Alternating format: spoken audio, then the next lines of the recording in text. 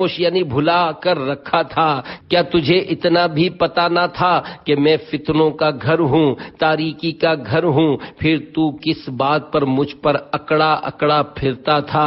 اگر وہ مردہ نیک بندے کا ہو تو ایک غیبی آواز قبر سے کہتی ہے، اے قبر، اگر یہ ان میں سے ہو جو نیکی کا حکم کرتے رہے اور برائی سے منع کرتے رہے تو پھر تیرا سلوک کیا ہوگا؟ قبر کہتی ہے، اگر یہ بات ہو تو میں اس کے لیے گلزار بن جاتی ہوں۔ چنانچہ پھر اس شخص کا بدن نور میں تبدیل ہو جاتا ہے اور اس کی روح رب العالمین عز و جل کی بارگاہ کی طرف پرواز کر جاتی ہے۔ اے عاشقان رسول اور پیارے پیارے اسلامی بھائیوں، سوچئے تو صحیح، اس وقت جب کہ قبر میں تنہا رہ گئے ہوں گے، گھبراہٹ طاری ہوگی، نہ کہیں جا سکتے ہوں گے، نہ کسی کو بلا سکتے ہوں گے اور بھاگ نکلنے کی بھی کوئی صورت نہ ہوگی، اس وقت قبر کی کلیجہ پھاڑ پکار سن کر کیا گزرے گی؟ قبر روزانہ یہ کرتی ہے پکار، مجھ میں ہیں کیڑے مکوڑے بے شمار، یاد رکھ میں ہوں اندھیری کوٹھڑی، مجھ میں سن وحشت تجھے ہوگی بڑی، میرے اندر تو اکیلا آئے گا، ہاں مگر اعمال لیتا آئے گا، تیرا فن تیرا ہنر عہدہ تیرا، کام آئے گا نہ سرمایہ تیرا، دولت دنیا کے پیچھے تو نہ جا، آخرت میں مال کا ہے کام کیا، دل سے دنیا کی محبت دور کر، دل نبی کے عشق سے معمور کر، لندن و پیرس کے سپنے چھوڑ دے، بس مدینے ہی سے رشتہ جوڑ لے، جنت کا باغ یا جہنم کا گڑھا۔ اللہ پاک کے آخری نبی صلی اللہ علیہ وآلہ وسلم کا فرمان عبرت نشان ہے، قبر یا تو جنت کے باغوں میں سے ایک باغ ہے یا جہنم کے گڑھوں میں سے ایک گڑھا، گورے نیکاں باغ ہوگی خلد کا، مجرموں کی قبر دوزخ کا گڑھا، فرما بردار پر قبر کی رحمت۔ پیارے پیارے اسلامی بھائیوں، نمازوں اور سنتوں پر عمل کرنے والوں کے لیے قبر میں راحتیں اور بے نمازیوں اور گناہوں بھرے غیر شرعی فیشن کرنے والوں کے لیے آفتیں ہی آفتیں ہوں گی۔ چنانچہ حضرت علامہ جلال الدین سیوطی شافعی رحمت اللہ علیہ فرماتے ہیں، حضرت سیدنا عبید بن عمیر رضی اللہ عنہ سے روایت ہے، قبر مردے سے کہتی ہے کہ اگر تو اپنی زندگی میں اللہ عز و جل کا فرما بردار تھا تو آج میں تجھ پر رحمت کروں گی، اور اگر تو اپنی زندگی میں اللہ تعالی کا نافرمان تھا تو میں تیرے لیے عذاب ہوں، میں وہ گھر ہوں کہ جو مجھ میں نیک اور اطاعت گزار ہو کر داخل ہوا وہ مجھ سے خوش ہو کر نکلے گا، اور جو نافرمان و گناہ گار تھا وہ مجھ سے تباہ حال ہو کر نکلے گا۔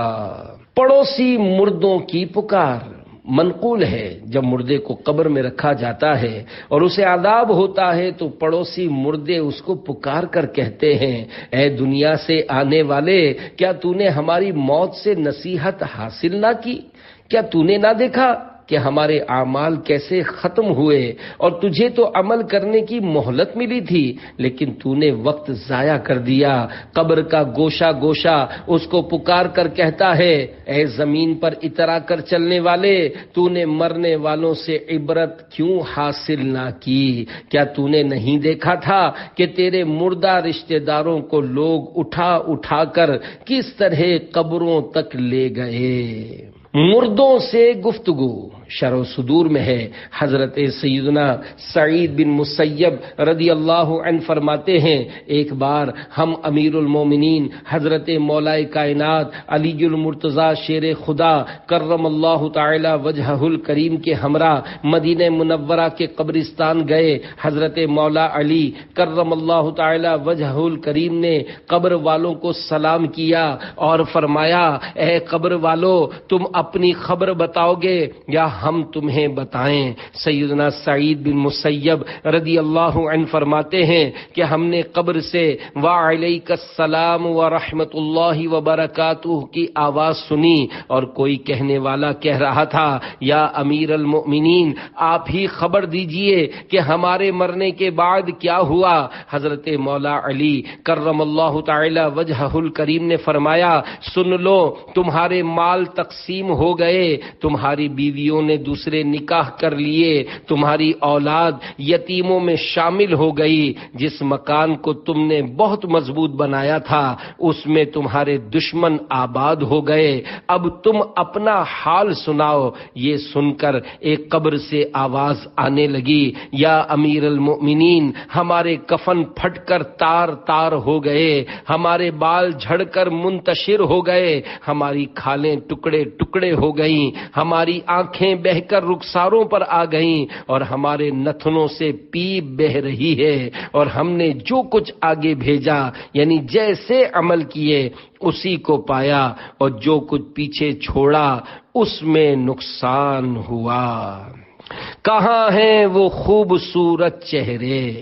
حضرت سیدنا ابو بکر صدیق رضی اللہ عنہ دوران خطبہ فرمایا کرتے کہاں ہیں وہ خوبصورت چہرے والے، کہاں ہیں اپنی جوانیوں پر اترانے والے، کدھر گئے وہ بادشاہ جنہوں نے عالی شان شہر تعمیر کروائے اور انہیں مضبوط قلعوں سے تقویت بخشی، کدھر چلے گئے میدان جنگ میں غالب آنے والے؟ بے شک زمانے نے ان کو ذلیل کر دیا اور اب یہ قبر کی تاریکیوں میں پڑے ہیں۔ جلدی کرو، نیکیوں میں سبقت کرو اور نجات طلب کرو، ابھی سے تیاری کر لیجئے۔ پیارے پیارے اسلامی بھائیوں، امیر المومنین حضرت سیدنا صدیق اکبر رضی اللہ عنہ ہمیں دنیا کی بے ثباتیوں، اس کی بے وفائیوں اور قبر کی تاریکیوں کا احساس دلا کر خواب غفلت سے بیدار فرما رہے ہیں، قبر و حشر کی تیاری کا ذہن دے رہے ہیں۔ واقعی عقل مند وہی ہے جو موت سے قبل موت کی تیاری کرتے ہوئے نیکیوں کا ذخیرہ اکٹھا کر لے اور سنتوں کا مدنی چراغ قبر میں ساتھ لیتا جائے اور یوں قبر کی روشنی کا انتظام کر لے، ورنہ قبر ہرگز یہ لحاظ نہ کرے گی کہ میرے اندر کون آیا، امیر ہو یا فقیر، وزیر ہو یا اس کا مشیر، حاکم ہو یا محکوم، افسر ہو یا چپراسی، سیٹ ہو یا ملازم، ڈاکٹر ہو یا مریض، ٹھیکیدار ہو یا مزدور، اگر کسی کے ساتھ بھی توشائے آخرت میں کمی رہی، نمازیں قصدن قضا کی، رمضان شریف کے روزے بلا عذر شرعی نہ رکھے، فرض ہوتے ہوئے بھی زکوٰۃ نہ دی، حج فرض تھا مگر ادا نہ کیا، باوجود قدرت شرعی پردہ نافذ نہ کیا، ماں باپ کی نافرمانی کی، جھوٹ غیبت چغلی کی عادت رہی، فلمیں ڈرامے دیکھتے رہے، گانے باجے سنتے رہے، داڑھی منڈواتے یا ایک مٹھی سے گھٹاتے رہے، الغرض خوب گناہوں کا بازار گرم رکھا تو اللہ عز و جل اور اس کے رسول صلی اللہ علیہ وآلہ وسلم کی ناراضی کی صورت میں سوائے حسرت و ندامت کے کچھ ہاتھ نہ آئے گا۔ جس نے فرائض کے ساتھ ساتھ نوافل کی بھی پابندی کی، رمضان مبارک کے علاوہ نفلی روزے بھی رکھے، گلی گلی کوچا کوچا نیکی کی دعوت کی دھومیں مچائیں، قرآن پاک کی تعلیم نہ صرف خود حاصل کی بلکہ دوسروں کو بھی دی، چوک درس دینے میں ہچکچاہٹ محسوس نہ کی،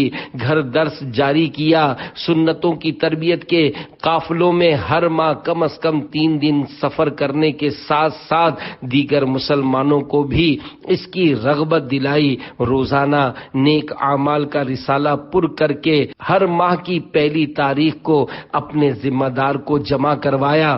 اللہ عز و جل اور اس کے پیارے رسول صلی اللہ علیہ وآلہ وسلم کے فضل و کرم سے ایمان سلامت لے کر دنیا سے رخصت ہوا تو انشاءاللہ عز و جل اس کی قبر میں حشر تک رحمتوں کا دریا موجیں مارتا رہے گا اور نور مصطفیٰ صلی اللہ علیہ وآلہ وسلم کے چشمے لہراتے رہیں گے، قبر میں لہرائیں گے تا حشر چشمے نور کے، جلوہ فرما ہوگی جب طلعت رسول اللہ کی۔ سنگر یعنی گلوکار دعوت اسلامی میں کیسے آیا؟ اے عاشقان رسول، بس ہر دم دعوت اسلامی کے ماحول سے وابستہ رہیے، انشاءاللہ عز وجل دونوں جہاں میں بیڑا پار ہوگا۔ آئیے آپ کی ترغیب و تحریض کے لیے ایک ایمان افروز مدنی بہار آپ کے گوش گزار کرتا ہوں۔ چنانچہ ملیر کراچی کے ایک اسلامی بھائی، عمر تقریباً 27 سال کا بیان کچھ یوں ہے کہ مجھے بچپن میں نعتیں پڑھنے کا شوق تھا۔ گھریلو فنکشنز یعنی تقاریب میں بھی کبھی کبھار فرمائشی گانا گا لیتا۔ آواز اچھی ہونے کے سبب خوب داد ملتی، جس سے میں پھول پڑتا۔ جب تھوڑا بڑا ہوا تو گٹار، ایک آلہ موسیقی سیکھنے کا شوق چرایا۔ پھر میں نے باقاعدہ گانا سیکھنے کے لیے اکیڈمی میں داخلہ لے لیا۔ کئی سال تک سیکھنے کے بعد میں نے گانے کے مقابلوں میں حصہ لینا شروع کر دیا۔ کئی ٹی وی چینلز پر بھی گایا۔ وقت کے ساتھ ساتھ شہرت بھی ملتی گئی۔ پھر مجھے دبئی کے بہت بڑے شو یعنی پروگرام میں شرکت کا موقع ملا۔ وہاں سے ہند چلا گیا، جہاں تقریباً 6 ماہ تک گانے کے مختلف مقابلوں میں حصہ لیا۔ بڑے بڑے فنکشنز اور فلموں میں گانا گایا اور کافی نام و مال کمایا۔ پھر گلوکاروں کی ٹیم کے ساتھ دنیا کے مختلف ممالک میں گیا، جن میں کینیڈا، ٹورنٹو، وینکوور، امریکہ کے 10 states, Chicago, Los Angeles, San Francisco وغیرہ، انگلینڈ، لندن میں گیا۔ پھر کچھ عرصے کے لیے وطن آیا تو اہل خانہ اور محلے داروں نے بڑی پذیرائی کی۔ اگرچہ نفس کو اس سے بڑا مزہ آیا، مگر دل کی دنیا بے سکون تھی، کچھ کمی سی محسوس ہو رہی تھی۔ دل روحانیت کا طلبگار تھا۔ نماز کے لیے مسجد میں آنا جانا ہوا تو وہاں پر عشاء کی نماز کے بعد ہونے والے درس فیضان سنت میں شرکت کی سعادت ملی۔ درس اچھا لگا، لہذا میں کبھی کبھار اس میں بیٹھنے لگا، مگر دل و دماغ پر بار بار ملک سے باہر جانے، خوب گانے سنانے، دھن دولت کمانے اور شہرت پانے کا بھوت سوار تھا۔ درس کے بعد اسلامی بھائی مجھ پر جو ہی انفرادی کوشش شروع کرتے، میں ٹال مٹول کر کے نکل جاتا۔ ایک رات سویا تو خواب میں دعوت اسلامی کے ایک مبلغ کی زیارت ہوئی، جو بلند جگہ پر کھڑے مجھے اپنے پاس بلا رہے تھے، گویا کہ مجھے گناہوں کے دلدل سے نکلنے پر ابھار رہے تھے۔ جب صبح اٹھا تو اپنے موجودہ انداز زندگی پر کچھ دیر غور و فکر کیا، مگر گناہوں بھری حالت ہی رہی۔ کچھ عرصے بعد میں نے ایک اور خواب دیکھا جس نے مجھے ہلا کر رکھ دیا۔ کیا دیکھتا ہوں کہ میں مر چکا ہوں اور میری لاش کو غسل دیا جا رہا ہے۔ پھر میں نے خود کو برزخ میں پایا۔ اس وقت میں نے اپنے آپ کو ایسا بے بس محسوس کیا کہ کبھی نہ کیا تھا۔ اب میں نے خود سے کہا، تم بہت مشہور ہونا چاہتے تھے، دیکھ لی اپنی اوقات۔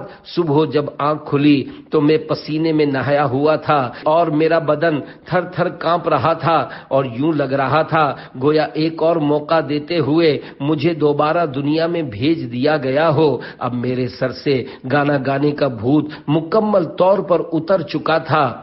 میں نے گناہوں سے سچی توبہ کی اور عزم مصمم کر لیا کہ آئندہ کسی صورت میں گانا نہیں گاؤں گا۔ جب گھر والوں کو اس بات کا پتہ چلا تو انہوں نے سخت مزاحمت کی، مگر اللہ و رسول عز و جل و صلی اللہ علیہ وآلہ وسلم کے کرم سے میرا مدنی ذہن بن چکا تھا، لہذا میں اپنے فیصلے پر قائم رہا۔ مجھے خواب میں دوبارہ اسی مبلغ دعوت اسلامی کی زیارت ہوئی۔ انہوں نے میری حوصلہ افزائی فرمائی۔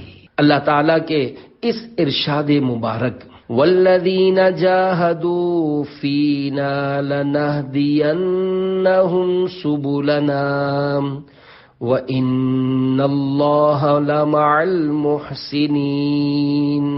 ترجمہ کنز ایمان، اور جنہوں نے ہماری راہ میں کوشش کی ضرور ہم انہیں اپنے راستے دکھا دیں گے، اور بے شک اللہ عز و جل نیکوں کے ساتھ ہے۔ کہ مصداق مجھے دعوت اسلامی میں استقامت ملتی چلی گئی۔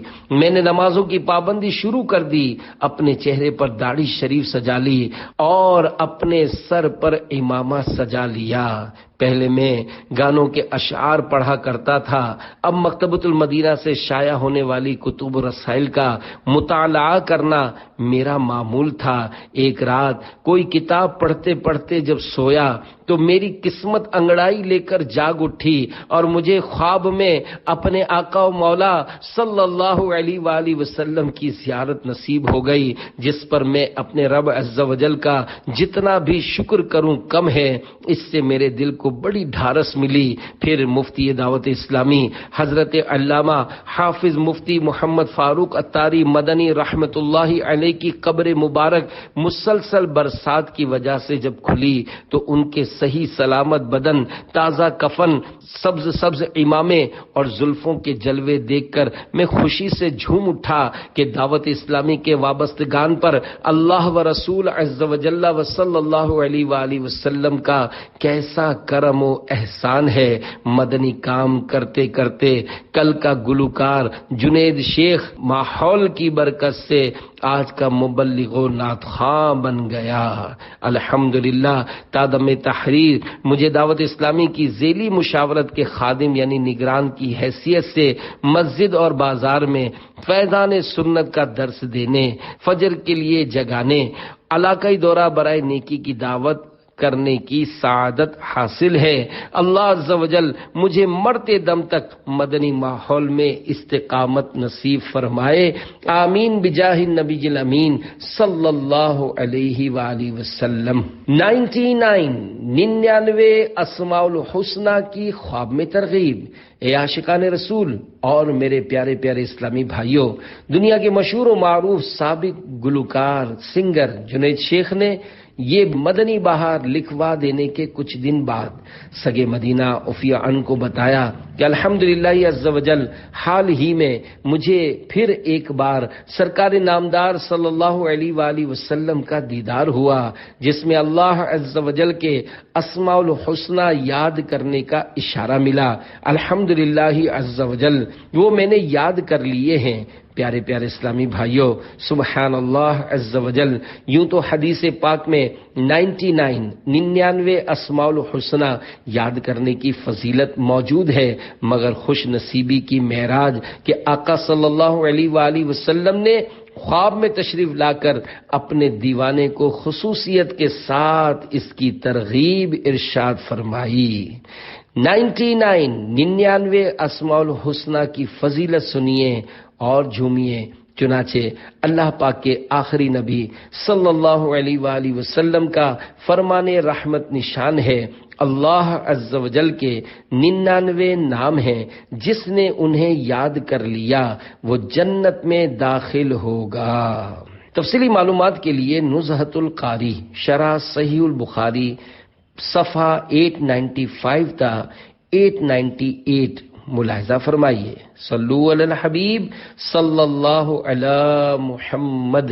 پیارے پیارے اسلامی بھائیوں، بیان کو اختتام کی طرف لاتے ہوئے سنت کی فضیلت اور چند سنتیں اور آداب بیان کرنے کی سعادت حاصل کرتا ہوں۔ اللہ پاک کے آخری نبی صلی اللہ علیہ وآلہ وسلم کا فرمان جنت نشان ہے، جس نے میری سنت سے محبت کی اس نے مجھ سے محبت کی، اور جس نے مجھ سے محبت کی وہ جنت میں میرے ساتھ ہوگا۔ سنتیں عام کریں، دین کا ہم کام کریں، نیک ہو جائیں مسلمان مدینے والے۔ صلو علی الحبیب صلی اللہ علی محمد۔ سنتوں بھرا لباس پہنو کے 17 حروف کی نسبت سے لباس کے بارے میں 17 سنتیں اور آداب۔ 3 فرامین مصطفیٰ صلی اللہ علیہ وآلہ وسلم۔ نمبر 1، جن کی آنکھوں اور لوگوں کے سطر کے درمیان پردہ یہ ہے کہ جب کوئی کپڑے اتارے تو بسم اللہ کہہ لے۔ حضرت مفتی احمد یار خان رحمت اللہ علیہ فرماتے ہیں، جیسے دیوار اور پردے لوگوں کی نگاہ کے لیے آڑ بنتے ہیں، ایسے ہی یہ اللہ پاک کا ذکر جنات کی نگاہوں سے آڑ بنے گا کہ جنات اس یعنی شرمگاہ کو دیکھ نہ سکیں گے۔ نمبر 2، جو شخص کپڑا پہنے اور یہ دعا پڑھے، الحمدللہ الذی کسانی ھذا ورزقنیہ من غیر حول منی ولا قوہ۔ ترجمہ: تمام تعریفیں اللہ پاک کے لیے جس نے مجھے یہ کپڑا پہنایا اور میری طاقت و قوت کے بغیر مجھے عطا کیا، تو اس کے اگلے پچھلے گناہ معاف ہو جائیں گے۔ نمبر 3، جو باوجود قدرت زیب و زینت کا یعنی خوبصورت لباس پہننا تواضع یعنی عاجزی کے طور پر چھوڑ دے، اللہ پاک اس کو کرامت کا حلہ یعنی جنتی لباس پہنائے گا۔ نمبر 4، مالدار اگر اللہ پاک کی نعمت کے اظہار کی نیت سے شرعی خرابی سے پاک عمدہ لباس پہنے تو ثواب کا حقدار ہے۔ نمبر 5، سرکار دو عالم صلی اللہ علیہ وآلہ وسلم کا مبارک لباس اکثر سفید کپڑے کا ہوتا۔ نمبر 6، فرمان مصطفیٰ صلی اللہ علیہ وآلہ وسلم سب میں اچھے وہ کپڑے جنہیں پہن کر تم خدا کی زیارت قبروں اور مسجدوں میں کرو سفید ہیں، یعنی سفید کپڑوں میں نماز پڑھنا اور مردے کفنانا اچھا ہے۔ نمبر 7، امام شافعی رحمۃ اللہ علیہ فرماتے ہیں جو اپنا لباس صاف رکھے اس کے غم کم ہو جائیں گے اور جو خوشبو لگائے اس کی عقل میں اضافہ ہوگا۔ نمبر 8، لباس حلال کمائی سے ہو اور جو لباس حرام کمائی سے حاصل ہوا ہو اس میں فرض و نفل کوئی نماز قبول نہیں ہوتی۔ نمبر 9، روایت میں ہے جس نے بیٹھ کر امامہ باندھا یا کھڑے ہو کر سراویل یعنی پاجامہ یا شلوار پہنی تو اللہ پاک اسے ایسے مرض میں مبتلا فرمائے گا جس کی دوا نہیں۔ حضرت سیدنا امام برہان الدین زرنوجی رحمۃ اللہ علیہ لکھتے ہیں امامہ بیٹھ کر باندھنا یا پاجامہ یا شلوار کھڑے کھڑے پہننا تنگ دستی کے اسباب ہیں۔ نمبر 10، پہنتے وقت سیدھی طرف سے شروع کیجئے کہ سنت ہے۔ مثلا جب کرتا پہنے تو پہلے سیدھی آستین میں سیدھا ہاتھ داخل کیجئے، پھر الٹا ہاتھ الٹی آستین میں۔ 11، اسی طرح پاجامہ پہننے میں پہلے سیدھے پائنچے میں سیدھا پاؤں داخل کیجئے اور جب کرتا یا پاجامہ اتارنے لگیں تو اس کے برعکس یعنی الٹا کیجئے، یعنی الٹی طرف سے شروع کیجئے۔ نمبر 12، بہار شریعت جلد 3 صفحہ 409 پر ہے، سنت یہ ہے کہ دامن کی لمبائی آدھی پنڈلی تک ہو اور آستین کی لمبائی زیادہ سے زیادہ انگلیوں کے پوروں تک اور چوڑائی 1 بالشت ہو۔ 13، سنت یہ ہے کہ مرد کا تہبند یا پاجامہ ٹخنے سے اوپر رہے۔ 14، مرد مردانہ اور عورت زنانہ یعنی لیڈیز لباس پہنے۔ چھوٹے بچوں اور بچیوں میں بھی اس بات کا لحاظ رکھیے ورنہ پہنانے والے گناہگار ہوں گے۔ ہاں، جو لباس مرد و عورت اور بچہ اور بچی دونوں میں پہنا جاتا ہو اور اس میں کوئی شرعی خرابی نہ ہو تو دونوں پہن سکتے ہیں۔ 15، بہار شریعت جلد اول صفحہ 481 پر ہے، مرد کے لیے ناف کے نیچے سے گھٹنوں کے نیچے تک عورت ہے، یعنی اس کا چھپانا فرض ہے، ناف اس میں داخل نہیں اور گھٹنے داخل ہیں۔ اس زمانے میں بہت سے لوگ ایسے ہیں کہ تہبند یا پاجامہ اس طرح پہنتے ہیں کہ پیڑو یعنی ناف کے نیچے کا کچھ حصہ کھلا رہتا ہے۔ اگر کرتے وغیرہ سے اس طرح چھپا ہو کہ جلد یعنی اسکن کی رنگت نہ چمکے تو خیر، ورنہ حرام ہے، اور نماز میں چوتھائی کی مقدار کھلا رہا تو نماز نہ ہوگی۔ احرام والے کو اس میں سخت احتیاط کی ضرورت ہے۔ 16، آج کل بعض لوگ سرے عام لوگوں کے سامنے نیکر ہاف پینٹ پہنے پھرتے ہیں جس سے ان کے گھٹنے اور رانے نظر آتی ہیں، یہ حرام ہے۔ ایسوں کے کھلے گھٹنوں اور رانوں کی طرف نظر کرنا بھی حرام ہے، بالخصوص کھیل کود کے میدان، ورزش کرنے کے مقامات اور ساحل سمندر یعنی بیچ پر اس طرح کے مناظر زیادہ ہوتے ہیں، لہذا ایسے مقامات پر جانے میں نظر کی حفاظت کی سخت ضرورت ہے۔ 17 تکبر کے طور پر جو لباس ہو وہ ممنوع ہے۔ صلو علی الحبیب صلی اللہ علی محمد۔